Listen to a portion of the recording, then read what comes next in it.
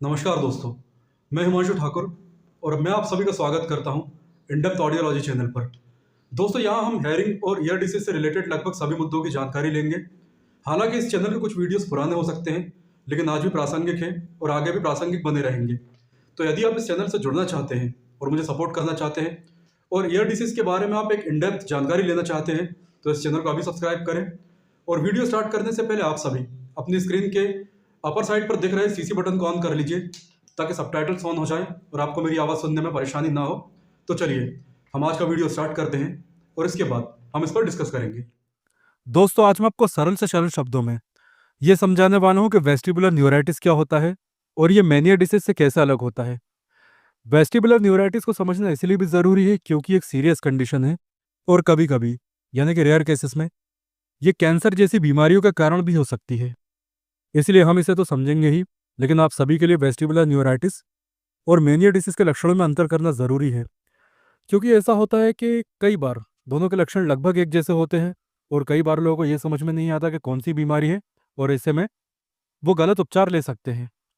तो सबसे पहले वेस्टिबुलर नर्व की लोकेशन और वर्किंग को समझ लेते हैं।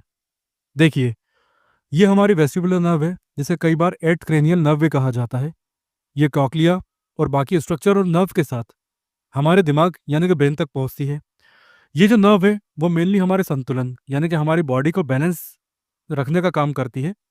यह हमारी बॉडी का बैलेंस ठीक रखती है और साथ ही ये हेड और जो हमारी बॉडी का मूवमेंट है उसे डिटेक्ट भी करती है।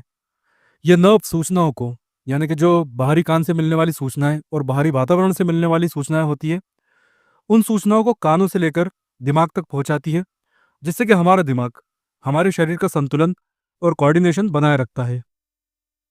अब आप अपनी स्क्रीन पर देखिए। अब आप एक अफेक्टेड वेस्टिबुलर नर्व को देख रहे हैं। दोस्तों, जब भी इसमें किसी भी तरह की गड़बड़ी होती है, चाहे वो इंजरी हो, इन्फ्लेमेशन हो या ट्यूमर हो, तो जब भी इसमें किसी भी तरह की गड़बड़ी होगी, तब व्यक्ति को बैलेंस बनाए रखने में कठिनाई होगी, चक्कर आएंगे, हो सकता है उसे उल्टी हो, हेयरिंग लॉस होगा, और आंखों का जो मूवमेंट है वो कंट्रोल से बाहर हो जाएगा, वर्टिगो होगा, नौजिया होगा यानी मितली आएगी, और सरदर्द भी होगा। कभी कभी इस डिसीज के कारण बोलने में भी परेशानी हो सकती है, यानी कि आप बोलेंगे कुछ और लोगों को कुछ और समझ में आएगा। आपके जो शब्द हैं वो उतने स्पष्ट नहीं होंगे। इसके अलावा आंखों की रोशनी कम हो सकती है, चेहरे की मांसपेशियों का कंट्रोल भी कम हो सकता है। ऐसा लगेगा जैसे आधा चेहरा या फिर चेहरे का कोई हिस्सा, जैसे कि होठ या आंखें लटक गई हो। आपने देखा होगा कि ऐसा बेल्स पैल्सी में होता है। तो वेस्टिबुलर न्यूराइटिस यानी कि इस रोग के कारण ये लक्षण भी महसूस हो सकते हैं। अब इसके बाद दोस्तों हम मैनिया डिसीज को भी समझ लेते हैं। तो मैनिया डिसीज में हमारे कान में एक चैम्बर होता है, जैसे कि एंडोलिम्फेटिक चैम्बर कहा जाता है। दरअसल इसमें लिक्विड भरा होता है जो हमारे शरीर का संतुलन बनाए रखता है।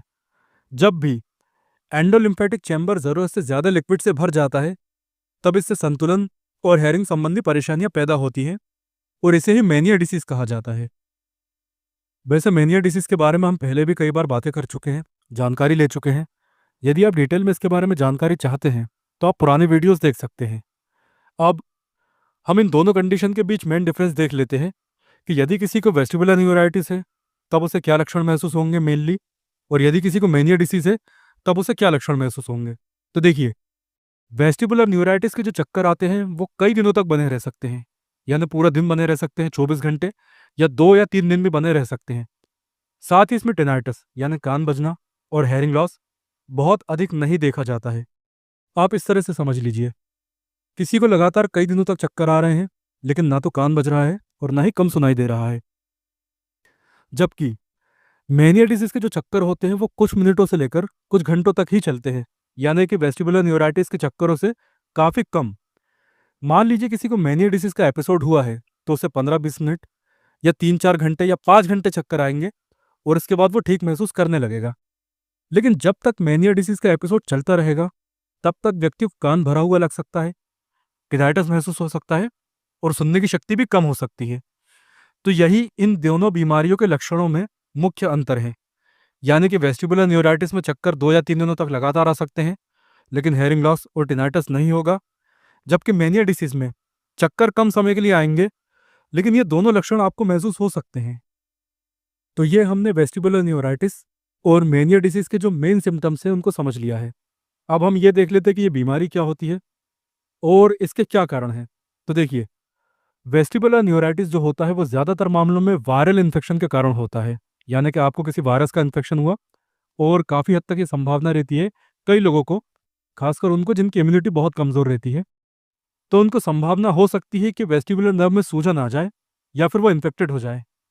अब मान लीजिए किसी को फ्लू हुआ है या गंभीर सर्दी जुकाम हुआ है, ये दोनों वायरस ऐसे होते हैं कि कभी-कभी ये जाकर वेस्टिबुलर नर्व पर भी अटैक कर देते हैं और ये समस्या पैदा हो जाती है।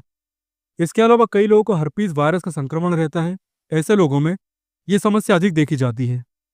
हालांकि दोस्तों, ऐसा नहीं कि केवल वायरल इन्फेक्शन ही समस्या का कारण बनता हो, बल्कि कई बार बैक्टीरियल इन्फेक्शन भी इसे पैदा करते हैं। और ये समस्या, यानी कि बैक्टीरिया के कारण वेस्टिबुलर न्यूराइटिस की समस्या उन लोगों में अधिक देखी जाती है जिन्हें कि क्रोनिक ओटाइटिस मीडिया की समस्या होती है।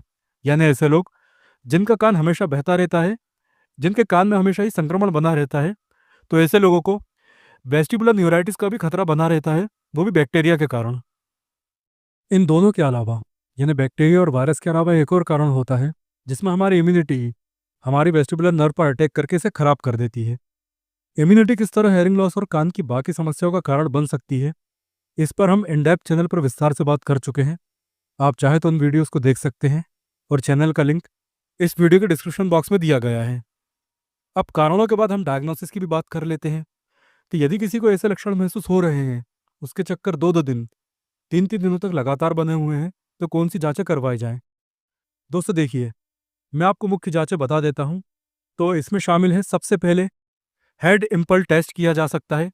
इसमें होता यह है कि सिर को झटके से घुमाकर आंखों की मूवमेंट चेक की जाती है। दूसरा, वेस्टिबुलर फंक्शन टेस्ट किया जा सकता है, जिसमें कानों और संतुलन की जांच की जा सकती है। यह टेस्ट कई तरह से किया जा सकता है, जिसको आपको डॉक्टर ही परफॉर्म करेगा। तीसरा है एमआरआई और सीटी स्कैन, जो कि कॉमन है। ये बहुत ज़रूरी जांचें हैं। इनसे मेनली ये पता चल जाता है कि कहीं वेस्टिबुलर नर्व पर किसी तरह का ट्यूमर तो नहीं है। और इनके अलावा ऑडियोमेट्री, यानी कि सुनने की क्षमता का टेस्ट तो किया ही जाता है। डायग्नोसिस के बाद अब हम इसके ट्रीटमेंट की भी बात कर लेते हैं। लेकिन दोस्तों, जिन दवाओं के बारे में मैं आपको बताने वाला हूँ, वो केवल डॉक्टर की सलाह और प्रिस्क्रिप्शन पर ही ली जाएं। दवाओं की जानकारी केवल एजुकेशनल पर्पस के लिए है, ना कि एक्चुअल ट्रीटमेंट के लिए। देखिए, सबसे पहले चक्कर को कम करने के लिए मैक्लिजिन, डायज़ापम या फिर स्टेमिटिल जैसी दवाएं दी जा सकती हैं। इसके बाद यदि किसी को चक्करों के साथ साथ उल्टी भी आ रही है, तो अगेन प्रोमेथाजिन जैसी दवाएं दी जा सकती हैं। और जैसा कि मैंने बताया कि ये बीमारी वायरस और बैक्टीरिया दोनों के संक्रमण के कारण हो सकती है, इसलिए कंडीशन के अनुसार एंटीवायरल या एंटीबायोटिक दवाएं भी दी जा सकती हैं। इनके अलावा इन्फ्लेमेशन को कम करने के लिए, यानी कि वेस्टिबुलर नर्व में जो इन्फ्लेमेशन हुई है उसे कम करने के लिए स्टेरॉयड वाली दवाएं भी दी जा सकती हैं। तो दोस्तों, ये थी दवाओं की जानकारी। लेकिन इसके साथ साथ ही डॉक्टर आपको वेस्टिबुलर रिहैबिलिटेशन थेरेपी में भी भेज सकते हैं, जहां कई तरह की एक्सरसाइज द्वारा दिमाग और शरीर के बैलेंस को बनाए रखना सिखाया जाता है। और यदि हेयरिंग लॉस है, तो उसका उपचार बाकी लक्षणों और कंडीशन के अनुसार किया जाएगा। इसके बाद इस कंडीशन में आपको क्या प्रिकॉशंस, यानी कि सावधानियां रखनी चाहिए, ये भी बहुत ही ज़रूरी है। तो देखिए, आप ज़्यादा नमक और कैफीन से बचें, क्योंकि नमक और चाय कॉफ़ी शरीर में पानी को रोक लेते हैं, जिससे कानों पर दबाव बढ़ने लगता है।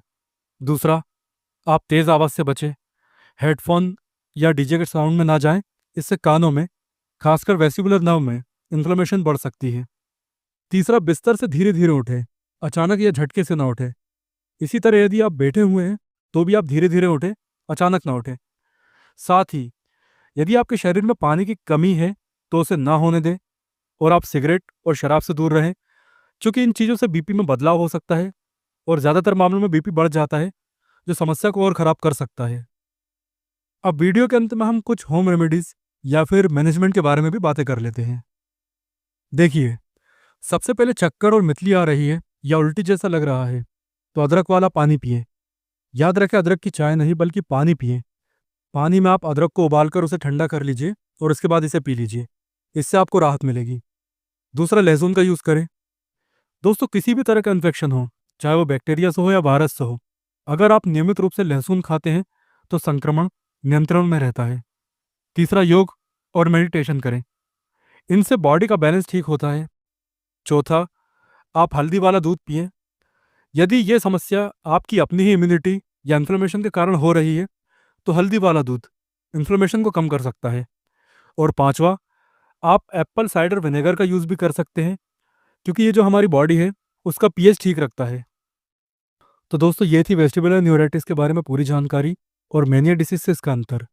यदि आपको लगातार चक्कर आते हैं और ऐसे चक्कर जो कि कई कई दिनों तक चलते रहते हैं, साथ ही सुनने की समस्या भी हो रही है, तो आप इसे ओवरलुक ना करें और तुरंत ही अपने डॉक्टर से सलाह लें। दोस्तों, ये जानकारी आपको कैसे लगी या आपका कोई सवाल है तो आप कमेंट ज़रूर करें। और यदि आप मुझे इंस्टाग्राम पर फॉलो करना चाहते हैं तो इंस्टाग्राम आईडी इस वीडियो के डिस्क्रिप्शन बॉक्स में है। And again, thanks for watching this video.